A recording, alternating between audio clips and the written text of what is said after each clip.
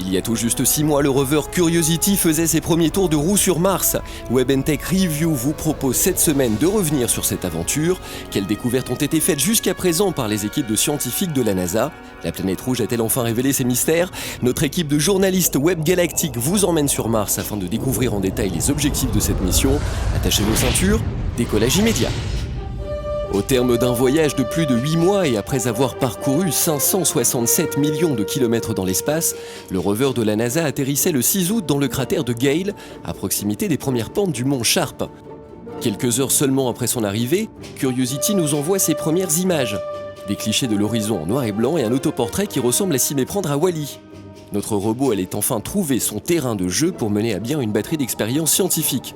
Car en effet, Curiosity n'est pas là que pour faire du tourisme. Et dans ces prochains mois, elle devra répondre à 3 questions.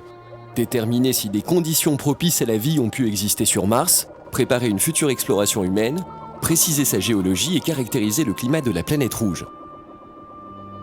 L'aventure est en route et sur le parcours, Curiosity lance sa première investigation en réalisant un premier prélèvement sur une roche. La forme pyramidale intrigue et fait rêver la communauté scientifique. Ce morceau rocheux mesurant 25 cm sur 40 de large est baptisé Jake Matijevic en l'honneur d'un ingénieur de la mission mort quelques jours après l'atterrissage du rover. Après avoir repris son trajet en direction de la région Glen Elg, la NASA annonce avoir la preuve formelle que l'eau liquide aurait bien coulé un jour sur Mars. Les images transmises par Curiosity montrent des graviers, des cailloux et du sable cimenté dans une couche conglomérée de 10 à 15 cm d'épaisseur. Une découverte qui permettrait d'affirmer que des ruisseaux auraient pu exister pendant des milliers voire des millions d'années. Alors y a-t-il eu un jour de la vie sur Mars? La question est à ce jour on ne peut plus d'actualité. Début octobre, Curiosity arrive sur son premier lieu de travail, une zone à la frontière de 3 régions géologiques distinctes qui permettront de réaliser un maximum de prélèvements. Le robot va enfin pouvoir prendre sa toute première pelletée de sol martien, une étape très symbolique pour les chercheurs qui attendent énormément de ses analyses. C'est aussi le même jour que le rover nous envoie le cliché d'un objet brillant qui s'avéra être plus tard un morceau du bouclier thermique, une pièce qui aurait servi à amortir la descente de l'engin sur le sol martien. Pendant quelques heures, le monde s'était mis à rêver et à croire aux extraterrestres. Le 11 octobre, les chercheurs découvrent la composition de la pierre pyramidale découverte quelques jours plus tôt. Les communiqués de presse de la NASA révèlent sa composition. Celle-ci se rapprocherait de celle des roches volcaniques que l'on peut trouver sur Terre. La pierre contiendrait plus de sodium, d'aluminium et de potassium et moins de magnésium, de fer et de nickel que les autres pierres présentes sur la planète rouge. 3 semaines plus tard, au mois de novembre, c'est au tour de l'atmosphère martienne d'être analysée. Les résultats déçoivent un peu les chercheurs car les capteurs n'ont pas trouvé de traces de méthane, une molécule produite en grande majorité sur Terre par les êtres vivants. En déceler sur Mars aurait représenté un pas de plus vers la certitude qu'il y aurait eu un jour de la vie. Les scientifiques ne perdent pour autant pas espoir et déclarent que la planète aurait perdu la majorité de son atmosphère au cours du temps. Cette déception est vite balayée par la rumeur d'une découverte importante.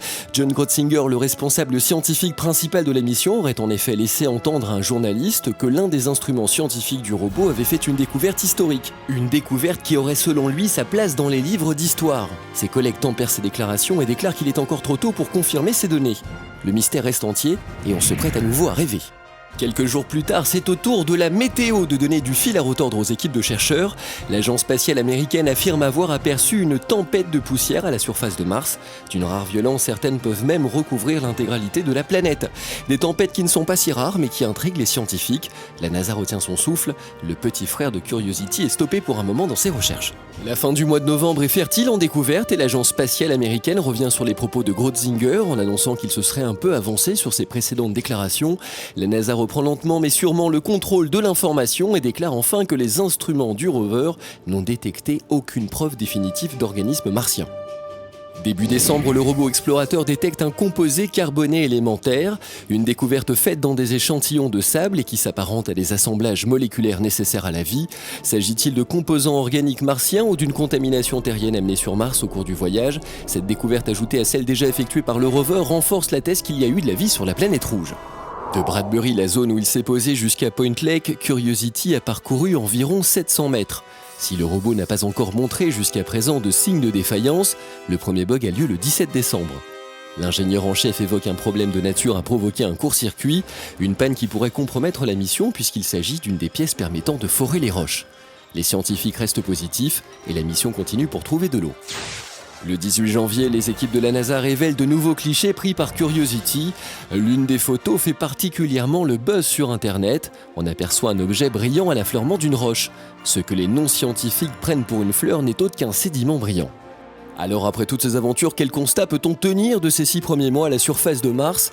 Le programme d'exploration le plus complexe jamais conçu par la NASA a cumulé les découvertes, distillant quelques espoirs historiques mais sans pour autant encore répondre à la question initialement posée par l'humanité. La vie existe-t-elle ou a-t-elle existé sur Mars? Seul le temps aura la réponse et ces prochains mois vont encore nous tenir en haleine. En attendant, vous retrouvez l'intégralité de ces articles sur le site web-tech.fr et nous on se retrouve la semaine prochaine. Ciao!